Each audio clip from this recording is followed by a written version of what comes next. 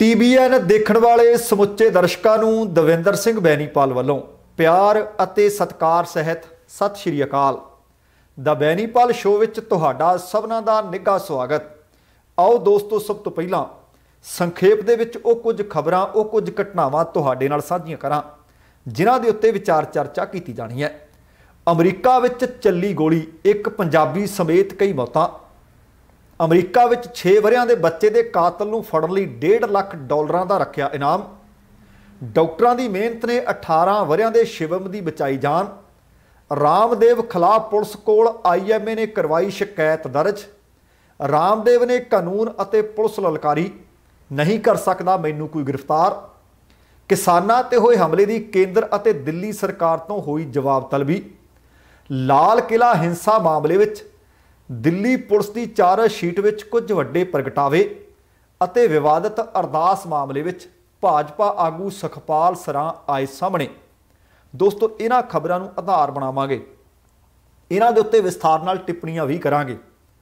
इहदे तो पहलां कि इधर नूं रुख करिए, तुहानूं सबनां नूं बेनती है कि जेकर हाले तक तुसीं अपने इस चैनल नूं सबसक्राइब नहीं कीता, कृपा करके सबसक्राइब करके नोटिफिकेशन वाली घंटी जरूर ऑन कर लैनी। ते आओ हुण खबरां वालू रुख करते हैं।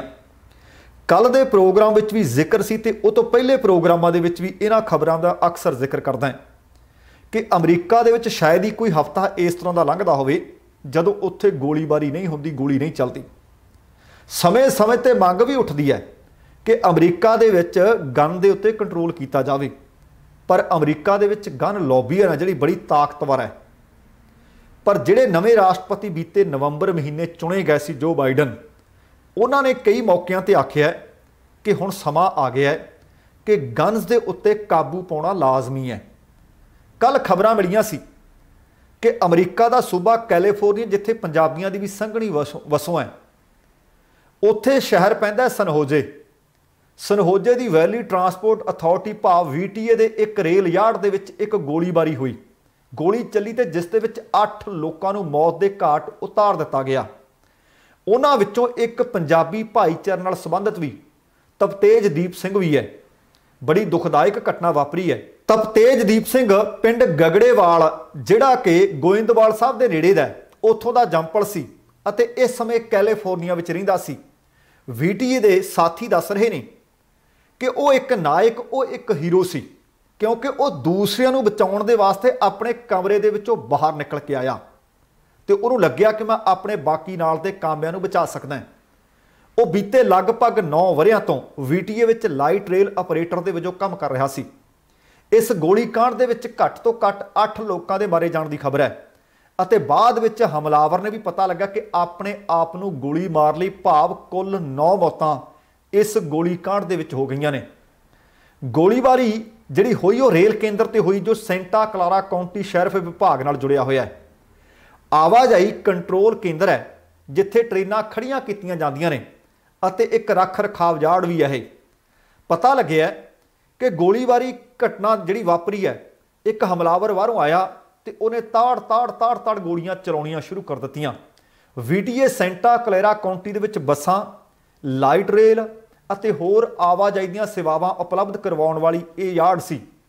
सेंटा क्लेरा काउंटी के कॉर्नर के दफ्तर ने मृतकों की पहचान दे विच पाल मेगिया, तपतेजदीप सिंह जिसकी उम्र सिर्फ 36 वरे सी, एड्रियन बलेजा, जोस हरनांडेस, टिमोथी रोमो, माइकल अते अब्दुल वाहा इन्हां दे वजों कीती है, ते नाल लारस लेन। इस तो पहलां ये पता लग्या सी कि जिहड़ा व्यक्ति हमलावर सी वो लगभग 57 वरियां दा सी, जिसने इन्हां बाकी दे 8 लोगों नूं गोली चला के मौत के घाट उतारन तो बाद अपने आप नूं भी गोली मार के हला कर लिया।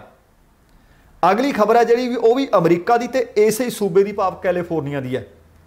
याद होना तुहानूं आपां खबर साझी कीती सी कि कैलीफोर्निया विच बीते हफ्ते सड़क के उत्ते एक हाईवे के उत्ते गोली चली सी, तो उस गोलीबारी दे विच 6 वरियां दा एक बच्चा जान तो हथ धो बैठिया सी। हुण उस कातल नूं लभण दे वास्ते $1.5 लाख दा इनाम कर दिता गया है। बीते शुक्रवार नूं कैलीफोर्निया की ऑरेंज काउंटी दे विच 55 फ्रीवे के उत्ते यह गोली चली सी, ਜਿਸ ਦੇ ਵਿੱਚ 6 ਵਰਿਆਂ ਦੇ ਬੱਚੇ ਐਡਨ ਲਿਓਸ ਦੀ ਮੌਤ ਹੋ ਗਈ ਸੀ ਅਤੇ ਐਡਨ ਦੇ ਪਰਿਵਾਰ ਨੇ ਸ਼ੁਰੂਆਤੀ ਤੌਰ ਤੇ ਇਸ ਗੋਲੀਬਾਰੀ ਦੇ ਦੋਸ਼ੀ ਵਿਅਕਤੀ ਨੂੰ ਗ੍ਰਿਫਤਾਰ ਕਰਨ ਦੇ ਵਾਸਤੇ ਜਾਣਕਾਰੀ ਦੇਣ ਦੇ ਵਾਸਤੇ $50,000 ਦੀ ਪੇਸ਼ਕਸ਼ ਕੀਤੀ ਸੀ। ਪਰ ਬੀਤੇ ਦਿਨੀ ਖਬਰ ਮਿਲੀ ਕਿ ਔਰੇਂਜ ਕਾਉਂਟੀ ਬੋਰਡ ਆਫ ਸੁਪਰਵਾਈਜ਼ਰਾਂ ਨੇ ਇਨਾਮ ਲਈ $1 ਲੱਖ ਹੋਰ ਖਰਚ ਕਰਨ ਨੂੰ ਪ੍ਰਵਾਨਗੀ ਦਿੱਤੀ ਹੈ। ਕੁੱਲ ਮਿਲਾ ਕੇ ਇਹ ਰਕਮ ਹੁਣ $1.5 ਲੱਖ ਹੋ ਗਈ ਹੈ। ਬੋਰਡ ਦੀ ਬੈਠਕ ਦੌਰਾਨ ਸੈਕੰਡ ਜ਼ਿਲ੍ਹਾ ਸੁਪਰਵਾਈਜ਼ਰ ਕੈਟਰੀਨਾ ਨੇ ਪਰਿਵਾਰ ਦੇ ਵੱਲੋਂ ਇਨਾਮ ਵਧਾਉਣ ਦਾ ਵਾਅਦਾ ਕੀਤਾ ਅਤੇ ਇਨਾਮੀ ਰਕਮ ਨੂੰ $1.5 ਲੱਖ ਤੱਕ ਕਰਨ ਦੇ ਵਿੱਚ ਮਦਦ ਕਰ ਦਿੱਤੀ। ਦੱਸਣਾ ਬਣਦਾ ਹੈ ਕਿ ਐਡਨ ਦੀ ਮਾਂ ਜੋਆਨਾ ਕਲੋਨਨ ਸ਼ੁੱਕਰਵਾਰ ਦੀ ਸਵੇਰੇ ਯੋਰਬਾ ਲਿੰਡਾ ਦੇ ਸਕੂਲ ਵਿੱਚ ਉਸ ਨੂੰ ਲੈ ਕੇ ਜਾ ਰਹੀ ਸੀ ਜਦੋਂ ਇਹ ਗੋਲੀ ਚੱਲ ਗਈ।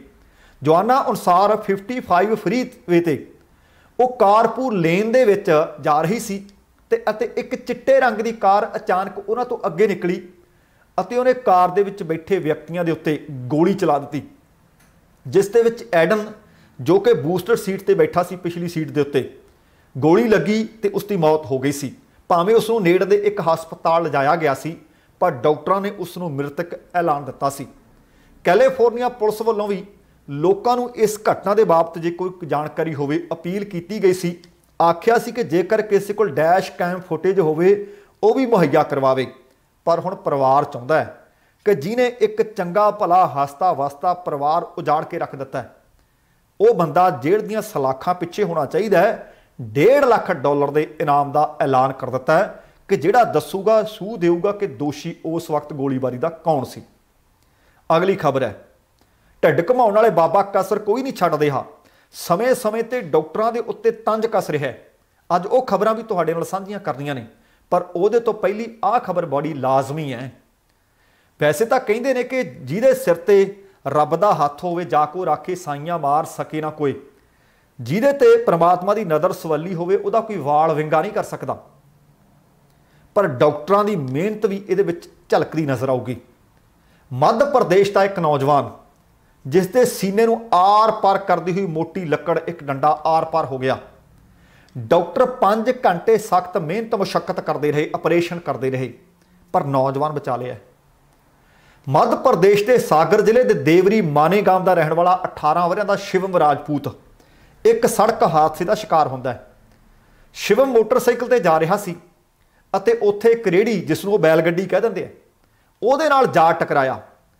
ਹਾਦਸੇ ਦੇ ਵਿੱਚ ਬੈਲ ਗੱਡੀ ਦੀ ਇੱਕ ਲੱਕੜ ਸ਼ਿਵਮ ਦੀ ਛਾਤੀ ਦੇ ਆਰ-ਪਾਰ ਹੋ ਗਈ।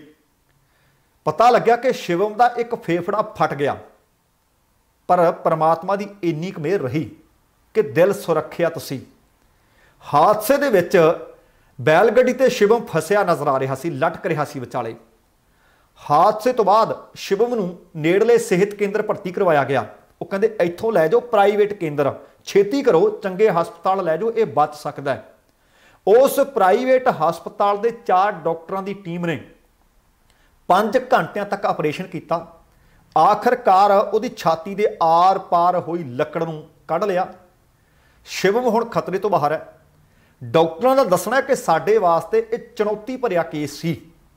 ਮੁਸ਼ੱਕਤ ਕੀਤੀ 4 ਘੰਟੇ ਸਾਡੀ ਟੀਮ 4 ਡਾਕਟਰਾਂ ਦੀ ਟੀਮ ਲਗਭਗ 5 ਘੰਟੇ ਆਪਰੇਸ਼ਨ ਕਰਦੀ ਰਹੀ, ਫਿਰ ਕਿਤੇ ਜਾ ਕੇ ਲੱਕੜ ਬਾਹਰ ਕੱਢ ਸਕੇ। ਪਹਿਲਾਂ ਮਰੀਜ਼ ਵੈਂਟੀਲੇਟਰ ਤੇ ਰੱਖਿਆ ਗਿਆ ਪਰ ਹੁਣ ਵੈਂਟੀਲੇਟਰ ਹਟਾ ਦਿੱਤਾ ਗਿਆ। ਸਿਹਤ ਸ਼ਿਵਮ ਦੀ ਹੌਲੀ-ਹੌਲੀ ਠੀਕ ਹੋ ਰਹੀ ਹੈ। ਡਾਕਟਰਾਂ ਦੇ ਮੁਤਾਬਕ ਦਿਲ ਅਤੇ ਉਸ ਤੱਕ ਖੂਨ ਪਹੁੰਚਾਉਣ ਵਾਲੀਆਂ ਨਸਾਂ ਕੁਦਰਤਨ ਬਚ ਗਈਆਂ ਸਨ, ਉਹਨਾਂ ਨੂੰ ਨੁਕਸਾਨ ਨਹੀਂ ਸੀ ਹੋਇਆ, ਜਿਸ ਕਰਕੇ ਅਸੀਂ ਜਾਨ ਬਚਾਉਣ ਦੇ ਵਿੱਚ ਕਾਮਯਾਬ ਹੋ ਗਏ ਹਾਂ। ਹੁਣ ਆ ਜਿਹੜਾ ਕਹਿੰਦਾ ਮੈਂ ਸਾਰਿਆਂ ਦਾ ਡਾਕਟਰ ਹਾਂ ਨਾ, ਆਪਾਂ ਇੱਧਰ ਨੂੰ ਆਉਣੇ ਆ, ਇਹ ਦੱਸੇ ਕਿ ਜੇਕਰ ਇਦਾਂ ਕਿਸੇ ਲੱਕੜ ਛਾਤੀ ਦੇ ਵਿੱਚੋਂ ਸੀਨੇ ਦੇ ਵਿੱਚੋਂ ਆਰ-ਪਾਰ ਹੋਈ ਹੋਵੇ ਕੀ ਬਚਾ ਲੂਗਾ? ਉਂਗਲਾਂ ਤਾਂ ਰੱਖਦਾ ਹੈ ਐਲੋਪੈਥੀ ਤੇ।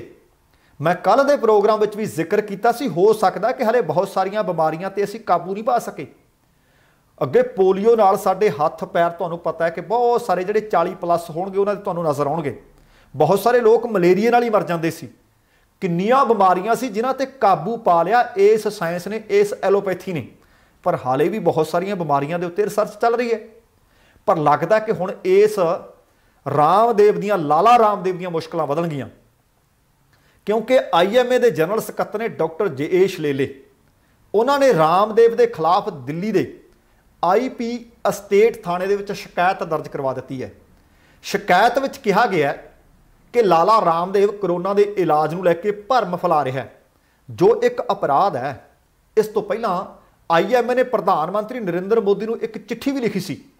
चिट्ठी दे विच मंग की सी कि करोना के इलाज वास्ते सरकारी प्रोटोकोल को चुनौती दे रहा साढ़े पर सलवारां वाला अते टीकाकरण के खिलाफ ये प्रचार कर रहा है।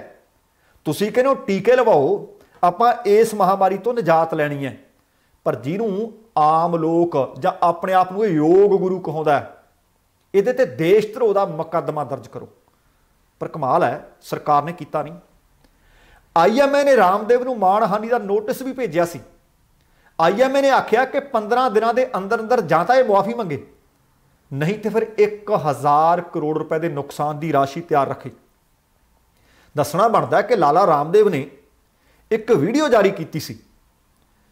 पहली वीडियो तो बाद जदों विवाद उठा, भारत के केंद्रीय सेहत मंत्री डॉक्टर हर्षवर्धन ने चिट्ठी लिखी। हैरानी की हर सी कि चिट्ठियां लिख रहा कि केंद्रीय मंत्री क्यों लिखे चिट्ठियां, अपराधी को अपराध की सजा दिओ। पर फिर उन्हें कहना ठीक है, जे किसी दी भावनावां हर्ट होईयां तो मैं माफ़ी मंग लेना। 20 घंटे लंघण नहीं सी दित्ते, दुबारा फिर कुछ दवाइयां ते कुछ इलाज ते सवाल चुक लए सी। तुसीं शायद सुनिया भी होवे, वो कहंदा सी कोविड-19 के इलाज दे विच एलोपैथिक दवाइयां लैण कारण लखां लोग मर गए ने। केंद्रीय सेहत मंत्री डॉक्टर हर्षवर्धन ने रामदेव की इस टिप्पणी नूं बेहद मंदभागा आख्या सी। पर उहदे तो बाद तुसीं देखो कि इस लाले ने, इस व्यापारी ने अपनी टिप्पणी वापस नहीं लई। हालांकि हुण पुलिस ते कानून नूं ललकार दिता है। अपनियां विवादित टिप्पणियां तो बाद इसे ही रामदेव की एक होर वीडियो वायरल हो रही है, जिस दे विच उन्हें अपनी गिरफ्तारी की मंग ते प्रतिक्रिया दी है कि उन्हां दा बाप, माई बाप भी उन्होंने कोई गिरफ्तार नहीं कर सकता। सोशल मीडिया ते हैशटैग चल रहा है अरेस्ट रामदेव, ये ट्रेंड कर रहा है। इसके जवाब दे विच इस व्यापारी ने कहा कि वह सिर्फ रौला पा रहे हैं कि वह ठग है, रामदेव ठग है, वह महा ठग है, रामदेव गिरफ्तार करो। कहते इस तरह के ट्रेंड नशर हो रहे हैं। कहते अरेस्ट तो खैर उनका मुझे बाप भी नहीं कर सकता। वो ये आख रहा है रामदेव। देहरादून दे विच उन्हें एक वीडियो फिर ताज़ी जिहदे विच उन्हें कहा कि उनका बाप भी मुझे अरेस्ट नहीं कर सकता। हुण एलोपैथी अते डॉक्टरां ने कहा कि इत्थों पता लगता है कि गैर जिम्मेवाराना जिहड़ा बयान दिता ना लाला रामदेव ने, उन्होंने वापस तो की लेना सी, उहदे ते पश्चाताप ते की करना सी, पर अहंकार नाल भरिया बोल रहा है। इत्थों पता लगता है कि यह अपने आप को कानून तो उपर समझदा है। इंडियन मैडिकल एसोसीएशन ने, मैं पहला भी जिक्र कर रहा सी कि PM नूं चिट्ठी लिखी है, मोदी नूं चिट्ठी लिखी है कि तुसीं जिहड़ा प्रोटोकोल है उहदी उलंघना कर रहा है, यह गुमराहकुन प्रचार कर रहा है, सरकारी प्रोटोकोल नूं चुनौती दे रहा है, इहदे खिलाफ देशद्रोह दा मुकदमा होवे। पहला तो प्रोटोकोल नूं चुनौती दित्ती ते हुण भारत के कानून नूं चुनौती दे रहा कि मैनूं कोई गिरफ्तार करके दिखावे। तो फिर पिछे कौन बोल रहा है? कहंदे तू नहीं बोलदी रकाने, तू नहीं बोलदी, तेरे च तेरा यार बोलदा है। मैं पहला भी जिक्र करता सी, कोई पोस्ट लावे चुक लिया जाता है, कोई सोशल मीडिया के उत्ते कोई टूल किट बनावे चुक लिया जाता है, देशद्रोह का मुकदमा दर्ज कर दिता जाता है। पर हुण महामारी एक्ट कित्थे गया सरकार का? हुण जिहड़ा सरकार के प्रोटोकोल के खिलाफ बोल रहा कित्थे गया? हुण जिहड़ा सरकार नूं चुनौती दे रहा, पुलिस नूं, कानून नूं चुनौती दे रहा कि उनका बाप ही मुझे गिरफ्तार नहीं कर सकता, कौन बोल रहा है? इहदे पिछे अंदाजा लाओ। आम लोगों वास्ते कानून होर ते डिपर वास्ते होर। अगली जिहड़ी खबर है, किसानां ते हमला होया सी, केंद्र ते दिल्ली सरकार तो इहदी हुण जवाब तलबी हुई है। दिल्ली हाई कोर्ट ने तिन्ने नवे खेती कानूनों के खिलाफ जिहड़ा प्रदर्शन इस वक्त दिल्ली दीयां सरहदां ते किसान कर रहे हैं, तुहानूं शायद याद होना कि 29 जनवरी नूं उत्थे एक हमला कर दिता सी किसानां दे कैंप ते। हमले दे वास्ते विशेष जांच टीम भाव सिट तो सुतंत्र जांच करवाउण वाली पटीशन ते केंद्र सरकार ते दिल्ली सरकार नूं आख्या कि अपना रुख स्पष्ट करो।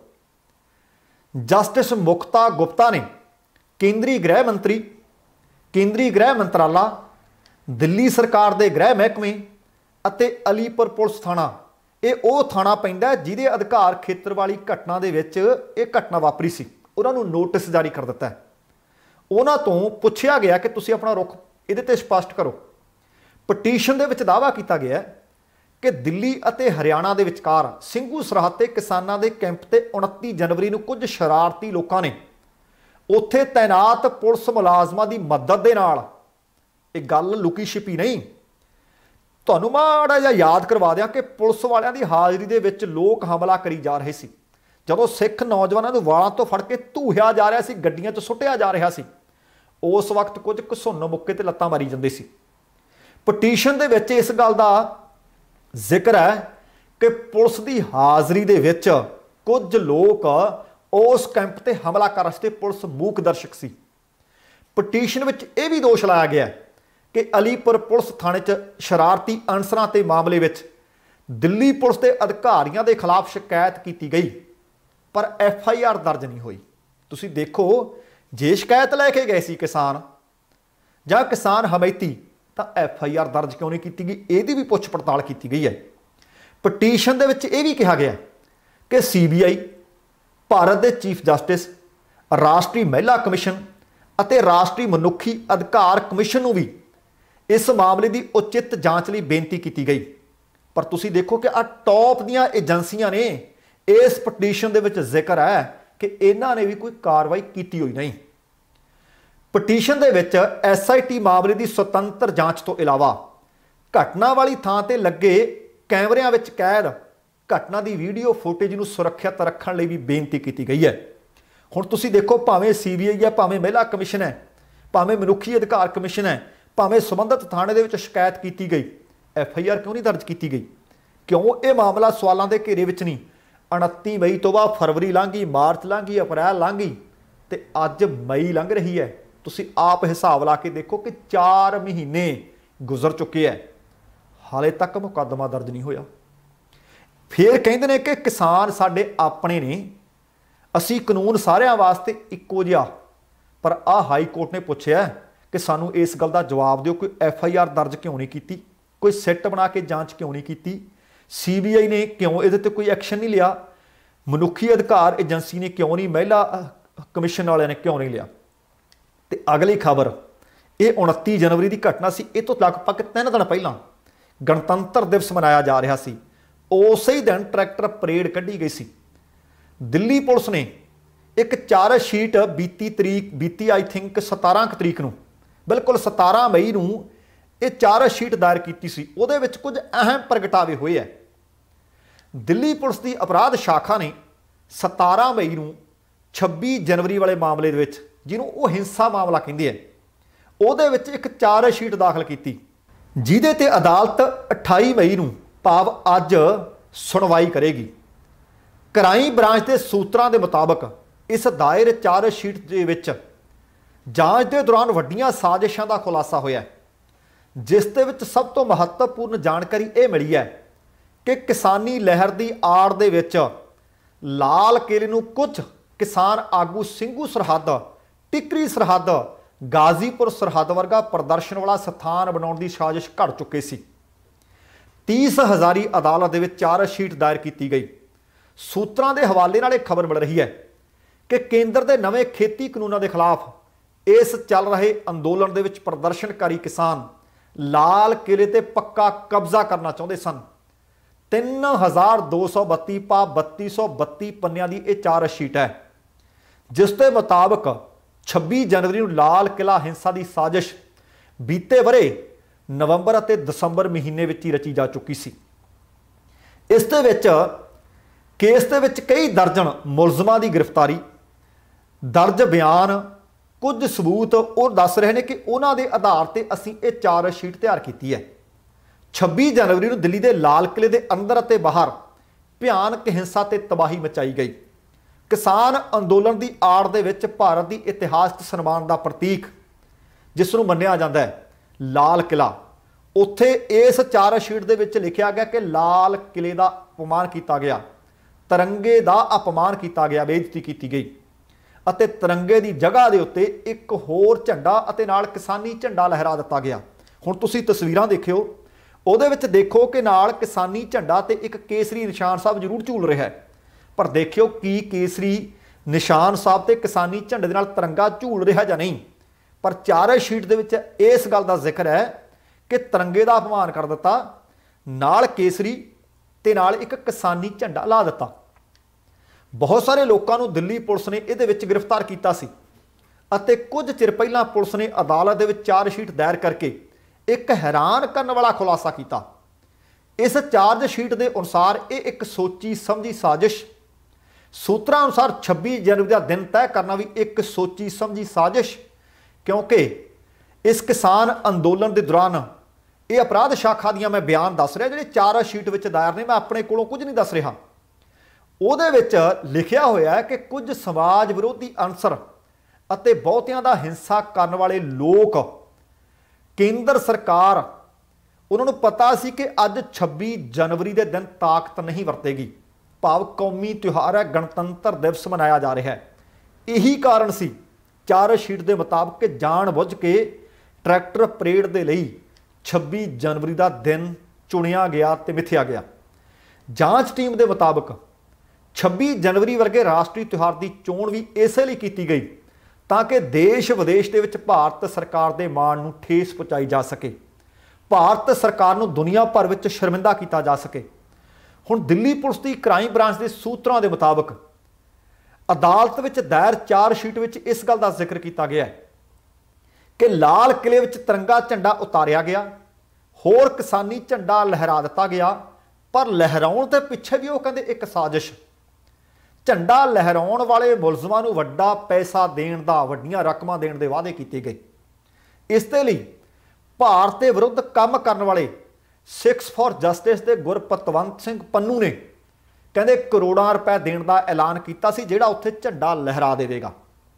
ਇਸ ਦੇ ਨਾਲ ਹੀ ਬਹੁਤ ਸਾਰੇ ਸਮਾਜ ਵਿਰੋਧੀ ਲੋਕ ਅਕਸਰ ਕਿਸਾਨ ਅੰਦੋਲਨ ਦੌਰਾਨ ਅਜਿਹੇ ਐਲਾਨ ਵੀ ਕਰਦੇ ਰਹੇ ਹੈ ਤੇ ਪੁਲਿਸ ਨੇ ਇਸ ਚਾਰਜ ਸ਼ੀਟ ਦੇ ਵਿੱਚ ਇਸ ਗੱਲ ਦਾ ਜ਼ਿਕਰ ਕੀਤਾ ਤੇ ਨਾਲ ਹੀ ਗ੍ਰਿਫਤਾਰ ਕੀਤੀ ਗਈ ਇੱਕ ਮੁਲਜ਼ਮ ਦੀ ਧੀ ਦੀ ਇੰਟਰਸਟੇਟ ਕਾਲ ਨੂੰ ਵੀ ਸ਼ਾਮਲ ਕੀਤਾ ਗਿਆ, ਜਿਸ ਦੇ ਵਿੱਚ ਉਹ ਕਹਿੰਦੀ ਸੁਣੀ ਜਾ ਸਕਦੀ ਹੈ ਕਿ ਪਿਤਾ ਜੀ ਨੂੰ 50 ਲੱਖ ਰੁਪਏ ਮਿਲਣ ਜਾ ਰਹੇ ਨੇ।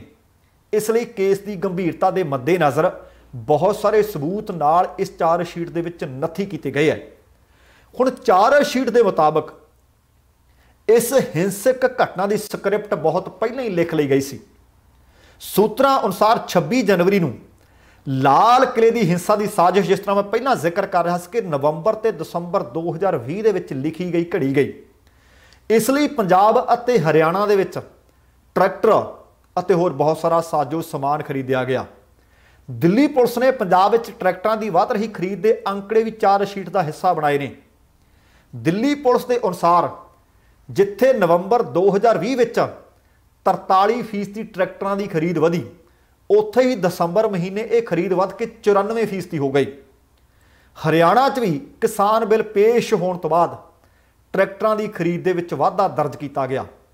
ਇਸ ਮਾਮਲੇ ਦੀ ਗੰਭੀਰਤਾ ਦੇ ਮੱਦੇਨਜ਼ਰ ਅਪਰਾਧ ਸ਼ਾਖਾ ਦੀ ਟੀਮ ਨੇ ਇਸ ਮਾਮਲੇ ਦੀ ਵਿਸਥਾਰ ਨਾਲ ਜਾਂਚ ਕੀਤੀ। ਇਹ 3232 ਸਫ਼ਿਆਂ ਦੀ ਇੱਕ ਚਾਰਜ ਸ਼ੀਟ ਤਿਆਰ ਕੀਤੀ। ਕ੍ਰਾਈਮ ਬ੍ਰਾਂਚ ਦੇ ਸੂਤਰਾਂ ਅਨੁਸਾਰ 26 ਜਨਵਰੀ ਨੂੰ ਰੋਸ ਮਾਰਚ ਦੌਰਾਨ ਰੈਲੀ ਦੇ ਅੱਗੇ ਬਜ਼ੁਰਗਾਂ ਨੂੰ ਲਾਉਣ ਦੀ ਗੱਲ, ਉਹ ਯੋਜਨਾ ਉਲੀਕੀ ਗਈ ਤਾਂ ਜੋ ਕੋਈ ਵੀ ਪੁਲਿਸ ਕਰਮਚਾਰੀ ਇਹਨਾਂ ਵਿਰੁੱਧ ਕੋਈ ਕਾਰਵਾਈ ਨਾ ਕਰ ਸਕੇ। ਨਾਲ ਹੀ ਇਸ ਗੱਲ ਦਾ ਚਾਰਜ ਸ਼ੀਟ ਦੇ ਵਿੱਚ ਜ਼ਿਕਰ ਹੈ ਕਿ ਸਾਰੇ ਨੌਜਵਾਨਾਂ ਨੂੰ ਮੋਬਾਈਲ ਫੋਨਾਂ ਤੇ ਸੋਸ਼ਲ ਮੀਡੀਆ ਦੇ ਰਾਹੀਂ ਲਾਈਵ ਰਹਿਣ ਦੀ, ਸਾਰਾ ਕੁਝ ਲਾਈਵ ਦਿਖਾਉਣ ਦੀ ਕੋਸ਼ਿਸ਼ ਅਤੇ ਸਾਜ਼ਿਸ਼ ਘੜੀ ਗਈ, ਜਿਸ ਦਾ ਇਹਦੇ ਵਿੱਚ ਜ਼ਿਕਰ ਕੀਤਾ ਗਿਆ। ਹਾਲਾਂਕਿ ਵਿਸਥਾਰ ਦੇ ਵਿੱਚ ਜਾਣਕਾਰੀ 28 ਤਰੀਕ ਤੋਂ ਬਾਅਦ ਮਿਲ ਸਕਣੀ ਹੈ, ਜਦੋਂ ਅਦਾਲਤ ਦੇ ਵਿੱਚ ਹੋਰ ਖੁਲਾਸੇ ਹੋਣੇ ਨੇ। ਪਰ ਕੁਝ ਆਲਾ ਸੂਤਰਾਂ ਨੇ ਦੱਸਿਆ ਕਿ ਇਸ ਚਾਰਜ ਸ਼ੀਟ ਦੇ ਵਿੱਚ ਇਹਨਾਂ ਗੱਲਾਂ ਦਾ ਜ਼ਿਕਰ ਹੈ। ਪਰ ਹੁਣ ਸਵਾਲ ਹੈ ਕਿ ਜੇ ਸਾਜ਼ਿਸ਼ ਦਾ ਪਹਿਲਾਂ ਪਤਾ ਸੀ, ਨਵੰਬਰ ਜਾਂ ਦਸੰਬਰ ਮਹੀਨੇ ਘੜੀ ਗਈ, 26 ਜਨਵਰੀ ਤੱਕ ਕਿ ਮੂੰਹ 'ਚ ਘੁੰਗਣੀਆਂ ਪਾ ਕੇ ਬੈਠੀਆਂ ਸੀ ਏਜੰਸੀਆਂ। ਜੇ 25 ਜਨਵਰੀ ਨੂੰ ਜ਼ਿਕਰ ਕੀਤਾ ਜਾ ਰਿਹਾ ਕਿ ਸਟੇਜ ਕੈਪਚਰ ਕਰ ਲਈ ਗਈ, 25 ਜਨਵਰੀ ਦੀ ਰਾਤ ਇਹ ਐਲਾਨ ਕਰ ਦਿੱਤਾ ਗਿਆ ਲਾਲ ਕਿਲੇ ਵੱਲ ਕੂਚ ਕਰਾਂਗੇ। ਪਹਿਲਾਂ ਕੁਝ ਦਿਨ ਪਹਿਲਾਂ ਇਸ ਗੱਲ ਦਾ ਜ਼ਿਕਰ ਕਰ ਦਿੱਤਾ ਗਿਆ ਸੀ ਕਿ ਗੁਆਂਢੀ ਮੁਲਕ ਪਾਕਿਸਤਾਨ ਦੀਆਂ ਕੁਝ ਏਜੰਸੀਆਂ 26 ਜਨਵਰੀ ਨੂੰ ਹਿੰਸਕ ਘਟਨਾਵਾਂ ਨੂੰ ਅੰਜਾਮ ਦੇ ਸਕਦੀਆਂ ਨੇ, ਜਦੋਂ ਇਹ ਰਿਪੋਰਟਸ ਮੰਨ ਲੈਂਦੇ ਆ कि ਤੁਹਾਡੀਆਂ ਏਜੰਸੀਆਂ ਕੋਲ ਸੀ, ਫਿਰ ਢਿੱਲ ਕਿਉਂ ਰੱਖੀ गई? लाल किला किहदे आसरे छड्ड के तुसीं वापस चले गए? लाल किले के अंदर वड़न तक पहुंचण तक इन्हां नौजवानों नूं, किसानां नूं रोकिया क्यों ना गया? जे बाद दे विच कुछ घंटियां ते कुछ मिंटां दे विच किसानां नूं, नौजवानों नूं लाल किले विचों गिरफ्तार भी किया जा सकदा ते उन्हां नूं उत्थों बाहर भी कढ दित्ता जा सकदा है ते उन्हां नूं अंदर वड़न तो रोकना किहने सी? लाल किला जे एडी वड्डी धरोहर है, पर है तां जनता दी ना, जे धरोहर है तो उसकी रखवाली किहने करनी सी? जिथे किसानां नूं इहदे विच चार्जशीट दे विच जिक्र किया गया कि गिणी मिथी साजिश ट्रैक्टर खरीदने, हो सकता है कुछ नौजवानों ने, कुछ किसानों ने ट्रैक्टर खरीदे होण कि नवां लैके जावांगे, पर ट्रैक्टर खरीदू किसान ही खरीदू, अंबानी अडानी थोड़ी खरीदणगे। शायद तुहानूं लगदा कि उन्हां दे ज़मीनां ते तां ट्रैक्टर होर किसी ने चलाउणे ने, इह ट्रैक्टर क्यों खरीद रहे हैं? किसान हर वारे ट्रैक्टर खरीददा, किसी सीजन च वध खरीदो फरोख्त होंदी है, किसी सीजन च घट खरीदो फरोख्त होंदी है। पर यह हो सकता है कि कुछ एक ने अगले साल खरीदना हो, पर कहता हो ट्रैक्टर लैके जावांगे, क्योंकि उन्हां दी जान ते बनी पई है, जहान ते बनी पई है, नस्ल ते बनी पई है, फसल ते बनी पई है। हो सकता है कि कुछ एक ने पहलां खरीद लए होण, पर इहनूं एक साजिश दस्सिया गया इस चार्जशीट विच। ते अगली खबर, कल जिहड़ी खबर तुहाडे नाल साझी कीती सी, वो विवादित अरदास वाले मामले दियां भी परतां रोज़ खुल रही ने। शायद तुहानूं याद होना कि बीते दिनी बठिंडा जिले का पिंड है, पिंड बीड़ तलाब, उहदे विच एक विवादित अरदास हुई सी ते इस मामले विच घिरे ने भाजपा के पंजाब सकत्तर सुखपाल सरां। हुण सुखपाल सरां ने अपना प्रतिक्रम दिता है। उन्हां प्रतिक्रम दिंदिआं कहा कि सिख जथेबंदियां वालों लगातार बठिंडा पुलिस प्रशासन तो मंग की जा रही है कि सुखपाल सरां के खिलाफ कार्रवाई की जाए, क्योंकि उन्होंने दे वल्लों गुरुद्वारा साहब दे विच गुरमीत राम रहीम की रिहाई वास्ते अरदास करवाई गई है। अते अरदास करवाउण वाले व्यक्ति, अरदास करन वाले व्यक्ति दोवां दे उत्ते मुकदमे बनते हैं। वो कहते जे करन वाला फड़ लिया तो करवाउण वाला फड़िया जाए। अरदास कीती सी गुरमेल सिंह ने। यह भी आख्या जा रहा है कि गुरमेल नूं ट्रैक्टर दिता गया सुखपाल सरां वालों इनाम दे विच कि तू आह काम करना, ट्रैक्टर तेनों मैं लैके देना। उन्होंने ये सारे दोष नकारे है। दोषां नूं नकारदे होए सुखपाल सरां ने कहा कि उन्हां वल्लों कोई अरदास गुरुद्वारा साहब विच नहीं करवाई गई। राम रहीम नूं लैके जो अरदास की गई है वो निहंग गुरमेल ने अपने आप की है। पर जदों उन्हां नूं पुछया गया कि गुरमेल नूं सन्मानित कीता, ये गल मन गया कि हाँ मैं गुरमेल नूं सन्मानित जरूर किया है। पर हुण सवाल यह है, गुरमेल ने किहड़ा इस तरह कद्दू च तीर मारिया सी जिहदे करके गुरमेल नूं सुखपाल सरां नूं सन्मानित करना पै गया? इस गल का जवाब भी सुखपाल सरां तो चाहिए। पर वो कहते मैं ट्रैक्टर भी नहीं दिता, पर ना मैं उन्होंने आख कह के अरदास करवाई है। सुखपाल सरां ने यह आख्या है कि सिख जथेबंदियां जिन्हां विच श्रोमणी अकाली दल अमृतसर है, दल खालसा भी है, ਅਤੇ कई होर सिख जथेबंदियां ਜਿਹੜੀਆਂ मिल के पुलिस प्रशासन तो उन्होंने खिलाफ कार्रवाई की मंग कर रही ने। वो कहते इन्हों का खुद का कोई वजूद नहीं। पर सरां साहब मैं ये तुहानूं दस दिया कि इस वक्त पंजाब दे विच भाजपा का भी कोई वजूद नहीं। पिछलियां जिहड़ियां चोणां सथानक सरकारां दीयां होईयां ने तुसीं वेखिया होना, बहुत सारे इस तरह के उम्मीदवार सी, पहलां टिकट लै गए, बाद च हथ जोड़ के टिकट मोड़ के गए। कई आज़ाद चोण लड़ रहे सी, तुहाडी पार्टी के आगू नूं कहा कि तुहाडे हक चलो प्रचार तां कर दईए, है तां तुसीं साडी, कहंदे ना प्रचार करन भी ना आयो। यूपी च तुहानूं पता होना है कि वजूद नूं किवें खोरा लग्गिआ, पश्चिमी बंगाल च तुहानूं पता होना किवें खोरा लग्गिआ। हुण उन्हां ने इह तों अगे भी बोले, वो कहंदे जेकर वो गलत साबित हुंदे है तां श्री अकाल तख्त साहब उन्हां नूं जो भी सज़ा सुणावे वो सज़ा भुगतण नूं तैयार होणगे। पर हाले तक इत्थे आ भी गल वर्णन योग है, दस्सण योग है कि हाले तक श्री अकाल तख्त साहब के वलों इस मामले च कोई दखल अंदाजी की नहीं गई। हुण सवाल बहुत ने। सुखपाल सरां आप सच्चे हो रहे हैं कि मैं सन्मानित किया पर ट्रैक्टर नहीं दिता, सन्मानित किया पर अरदास नहीं करवाई। पर जिहड़ी एडवोकेट खारा साहब ने एक CCTV वीडियो फुटेज जारी की है जिहदे विच पजैरो गड्डी जिहदे विच नज़र आउंदी है ਜਿਹਦੇ ਵਿੱਚ ਕੁਝ ਪੁਲਿਸ ਮੁਲਾਜ਼ਮ ਨਜ਼ਰ ਆਉਂਦੇ ਆ। ਉਹਨਾਂ ਨੇ ਕਿਹਾ ਸੀ ਕਿ ਇਹਨਾਂ ਨੂੰ ਤਾਂ ਪੁੱਛ ਕੇ ਦੇਖੋ, ਜੇ ਉੱਥੇ ਗਏ ਸੀ ਤਾਂ ਕਰਨ ਕੀ ਗਏ ਸੀ। ਇਹਨਾਂ ਦੀ ਗੱਡੀ ਦੇ ਪਿੱਛੇ ਨਵਾਂ ਟਰੈਕਟਰ ਵੀ ਆ ਰਿਹਾ ਹੈ ਤੇ ਟਰੈਕਟਰ ਵੀ ਉਦੋਂ ਹੀ ਆ ਰਿਹਾ ਤੇ ਦੂਸਰੇ ਦਿਨ ਅਰਦਾਸ, ਸ਼ਾਮੀ ਰਿਹਾਈ, ਨਾਲ ਦੀ ਨਾਲ ਸੁਖਪਾਲ ਸਰਾਂ ਦਾ ਬਿਆਨ, ਉਹਨਾਂ ਦੀ ਪਿੱਠ ਤੇ ਖੜਨਾ। ਉਹ ਕਹਿੰਦੇ ਮੰਨ ਲੈਂਦੇ ਆ, ਅਰਦਾਸ ਨਹੀਂ ਤੁਸੀਂ ਕਰਵਾਈ, ਫਿਰ ਅਰਦਾਸ ਦੇ ਹੱਕ ਵਿੱਚ ਤੁਸੀਂ ਕਿਉਂ ਆਏ? ਇਕੱਲੇ ਹੀ ਆਏ, ਹੋਰ ਕੋਈ ਆਇਆ ਵੀ ਨਹੀਂ। ਸਵਾਲ ਬਹੁਤ ਨੇ। ਸੋ ਦੋਸਤੋ, ਇਹ ਪ੍ਰੋਗਰਾਮ ਤੁਹਾਨੂੰ ਕਿਵੇਂ ਦਾ ਲੱਗਿਆ? ਕਿਰਪਾ ਕਰਕੇ ਕਮੈਂਟ ਬਾਕਸ ਦੇ ਵਿੱਚ ਕਮੈਂਟ ਜ਼ਰੂਰ ਕਰਿਓ। ਚੰਗਾ ਲੱਗਿਆ ਲਾਈਕ ਵੀ ਜ਼ਰੂਰ ਕਰ ਦਿਓ, ਸ਼ੇਅਰ ਵੀ ਜ਼ਰੂਰ ਕਰ ਦੇਣਾ। ਤੇ ਨਾਲ ਹੀ ਜੇਕਰ ਹਾਲੇ ਤੱਕ ਤੁਸੀਂ ਆਪਣੇ ਇਸ ਚੈਨਲ ਨੂੰ ਸਬਸਕ੍ਰਾਈਬ ਨਹੀਂ ਕੀਤਾ ਤਾਂ ਕਿਰਪਾ ਕਰਕੇ ਸਬਸਕ੍ਰਾਈਬ ਕਰਕੇ ਨੋਟੀਫਿਕੇਸ਼ਨ ਵਾਲੀ ਘੰਟੀ ਜ਼ਰੂਰ ਔਨ ਕਰ ਲੈਣੀ। ਤੁਹਾਡੇ ਦਿਲੋਂ ਧੰਨਵਾਦੀ ਹੋਵਾਂਗੇ। ਸਮਾਂ ਸਮਾਪਤ ਹੈ। ਜਾਣ ਤੋਂ ਪਹਿਲਾਂ ਕਹਾਂਗਾ, ਜ਼ਿੰਦਗੀ ਜਿੰਦਾ ਦਿਲੀ ਦਾ ਨਾਮ ਹੈ। ਦਵਿੰਦਰ ਸਿੰਘ ਬੈਨੀਪਾਲ ਨੂੰ ਆਗਿਆ ਦਿਓ। ਸਤਿ ਸ਼੍ਰੀ ਅਕਾਲ ਤੇ ਰੱਬ ਰਾਖਾ।